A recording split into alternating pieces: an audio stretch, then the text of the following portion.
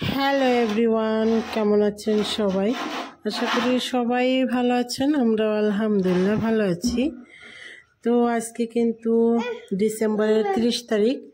আজকে আমার মেয়ের লাস্ট এক্সাম। তো ওর তো শরীরটা একটু অসুস্থ ছিল, আজকে ভালো। তো ওকে আমি সকালে খাবার দিয়েছি। ও ম্যাগি খাবে বলেছিল, কিন্তু 2বার মুখে দিয়েছে, তার উপরে একটাও খায়নি। আর একটা ডালিম কেটে দিয়েছিলাম, ডালিমেরও কিন্তু সবটুকু খায়নি। ও বলেছিল খাবে বলে, কিন্তু সবটুকু খেতে পারেনি। তো যাই হোক, যাই খাক। আর স্কুলে যেহেতু যাবে, আজকে কিন্তু ওর 2টা পরীক্ষা আছে। ওর লাস্ট পরীক্ষার মধ্যে একটা আগাবেলা আর ভাটিবেলা, মানে 2টা মিলিয়ে কিন্তু সময় একই, কারণ ড্রয়িংয়ে কিন্তু খুব বেশি সময় নেয় না।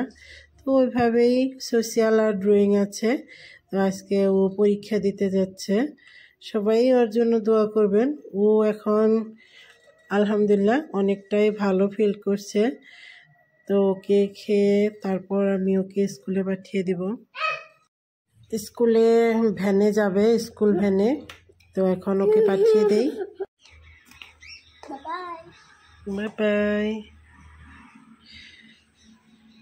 একটু ঘুরো। Bye bye. যাও।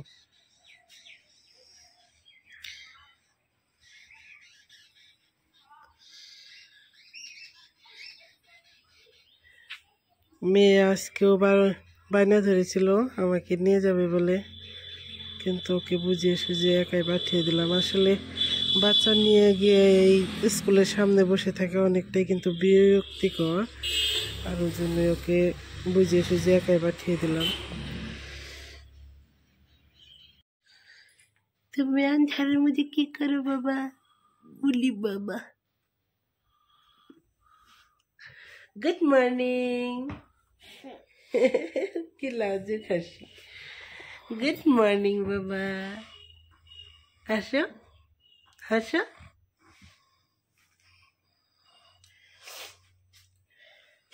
এই তো, রিমোট নাও, নাও, লাইট দাও।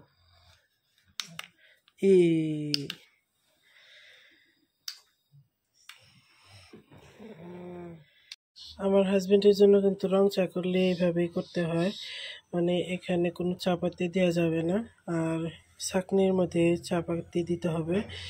আর আমি চেষ্টা করি সবসময় এভাবেই বানানোর জন্য। এইভাবে বানালে কিন্তু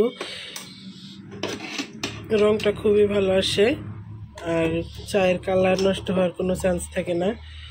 আর সবসময় চায়ের কালার লাল হয়, তাহলে কিন্তু কিছু কিছু সময়ে দেখা যায় যে অনেকটাই কালো হয়ে যায় লাল চা বানালে। লালের বদলে কালো হয়ে যায়। এই তো লাল চা হয়ে গেল ছাঁকনি। আর এখানে অবশিষ্ট আদার কুচি রয়ে গেল। আমি এখন এটা গরম গরম আমার হাজবেন্ডকে দিয়ে দিব।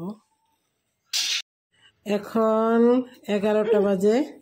11টায় আমার বাবাটাকে আমি মিল্ক খেতে দিয়েছি। এখানে মিল্ক খাচ্ছে ও, কিন্তু খাওয়ার সময় ঠ্যাঙের উপর দিয়ে ঠ্যাং তুলে তারপরে খায়।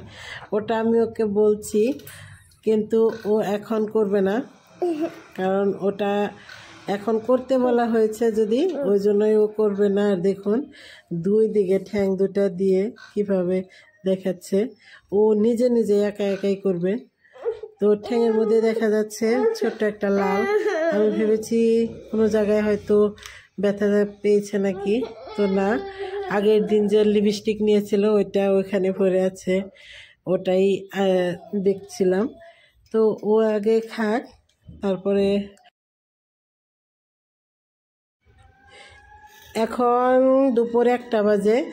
আমার মেয়েও কিন্তু এরই মধ্যে স্কুল থেকে চলে আসছে। আর আমি এই ইডলিগুলো দেখছিলাম, আমার হাজব্যান্ড বাজার থেকে কিনে নিয়ে আসছে। আমার ছেলে দেখুন বাবাটাই কিভাবে খাচ্ছে, মনে হয় ওর কাছে খুব ভালো লেগেছে। খুব বেশি কিন্তু খাবে না, 2টা করে কামড় দিয়ে নষ্ট করে করে ফেলে দিবে। তারপরও আমি আবার একটু টেস্ট করলাম, আসলেই কিন্তু ভালো। এটা আমার মনে হয় সোডা দিয়েছে, বেকিং সোডা, সাথে নারিকেলের গুঁড়া আর একটু মিষ্টির জন্য চিনি দিয়েছে হয়তো। আমি টেস্ট করে যেটা বুঝলাম ওটাই বললাম আপনাদের সাথে। তো যাই দেখ, এটা কিন্তু লাল চায়ের সাথে ভালোই লাগে। আমি একটু টেস্ট করেছি যেহেতু। এই তো আমার বাবারটা খাচ্ছে, দেখুন। এই প্যাকেটটা নিয়েছে 50 টাকা। আর এখন আমি ওটা ওইভাবে রেখে দেব, কারণ আমি সন্ধ্যায় চার সাথে ওটা সার্ভ করব। এখন যদি বাইরে বের করে রাখি হয়তো বা শক্ত হয়ে যেতে পারে, আর ওই জন্যই আমি ওটা ওইভাবে পলিথিনে রেখে দেব। তো আমি দুপুরের জন্য ডাল রান্না করেছি ঘন করে ধনিয়া পাতা দিয়ে। আর এই তো এখানে আমি তিল দিয়ে ভর্তা করেছি। কার কার এই তিল ভর্তা পছন্দ অবশ্যই কমেন্ট করে জানাবেন। আমার হাজবেন্ডের এই ডাল আর তিল ভর্তা খুবই ফেভারিট। ডাল মানে তিল ভর্তা থাকলে ডাল লাগবে, দুইটা একসাথে খেতে খুবই পছন্দ করে। আজকে আমার হাজবেন্ডের পছন্দ মতো আমি লাঞ্চ রেডি করেছি। এই তো সিম্পল এই দুইটাই। এই তো আমি কিন্তু থালি রেডি করে নিয়েছি। এখানে ডাল, এখানে ফুলকপি আলুর ভাজি, আর এই তো তিল ভর্তা, সাথে গরম গরম ভাত। এখন আমরা লাঞ্চ করে নেব। এখানে চার জন্য পানি বসিয়ে দিলাম। আর এই তো দিনে যে আমার হাজবেন্ড ইডলি এনেছিল অনেকটাই সফট আছে, আমি কিন্তু ওই ঠোঙার মধ্যেই রেখে দিয়েছিলাম। বাইরে বের করলে হয়তো একটু শক্ত হয়ে যেতে পারতো, আর ওই জন্যই এখন আমি ইডলির সাথে চা এনজয় করব। আর ছেলে মেয়েদের জন্য এদিকে কিছু ফ্রুটস কেটে দেব। এখন কিন্তু 6:30 বাজে। তো 6:30টার পরে আমি এগুলা করছি। দুপুরে খাবার দাবারের পরে কিছুক্ষণের জন্য ঘুমিয়েছিলাম। ঘুম থেকে উঠে বাকি থাকা কাজগুলো করে নিয়েছি। আর এই তো এখন ফ্রুটস কাটছি।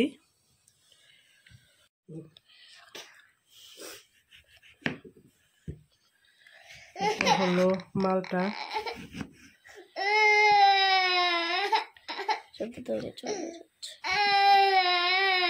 না,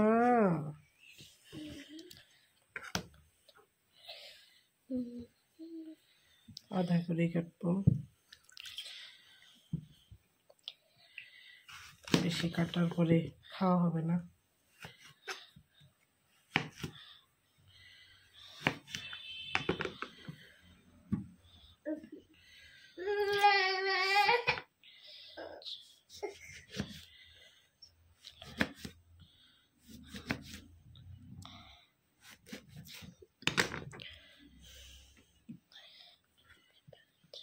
মৌসুমি কিন্তু আমারটাই খেতে হবে, ঠিক আছে?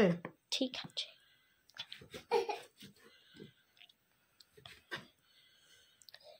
শুধু ডালিমটা বাকি আছে।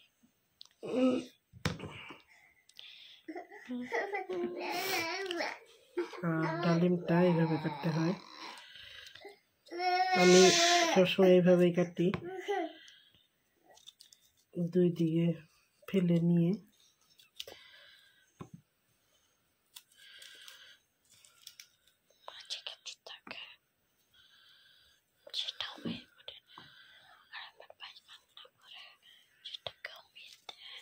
এই তো চারো পাশে এইভাবে কেটে নিয়ে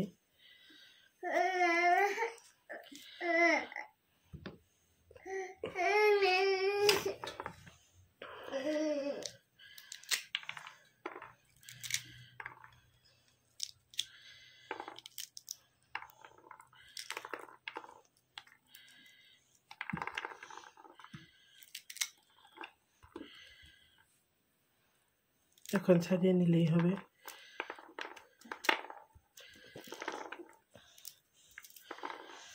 তো এইভাবে আমি সবগুলো ছাড়িয়ে নেব।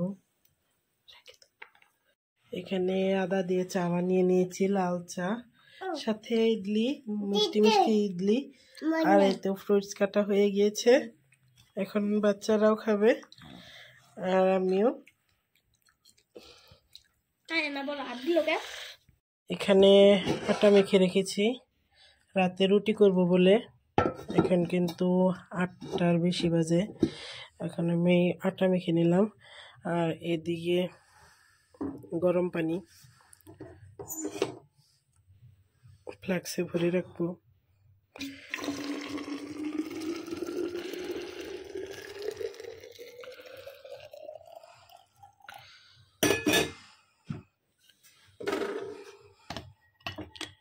এই তো আটার গুলা করে নিয়েছি আর যে কয়টা আটা বেশি হয়ে আছে ওই খামিরটুকু আমি ফ্রিজে রেখে দেব, পরবর্তীতে আবারও রুটি বানাতে পারবো। এখানে 10টা রুটি এখন বানিয়ে নেব। ফুলকপি ভাজি, এই তো রুটি বানাচ্ছি। আর এদিকে গরুর মাংস ছিল, এগুলো গরম করে নিয়েছি। রুটি আরেকদিকে ভাজছি। খাওয়া বানানো ভাজা সব কিছু একসাথেই চলছে।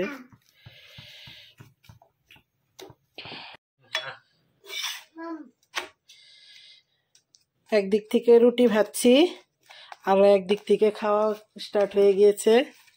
আজকের ভিডিও এ পর্যন্তই, দেখা হবে নেক্সট কোনো ভিডিওর সাথে।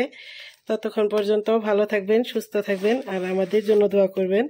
আজকে এ পর্যন্তই, আল্লাহ হাফিজ।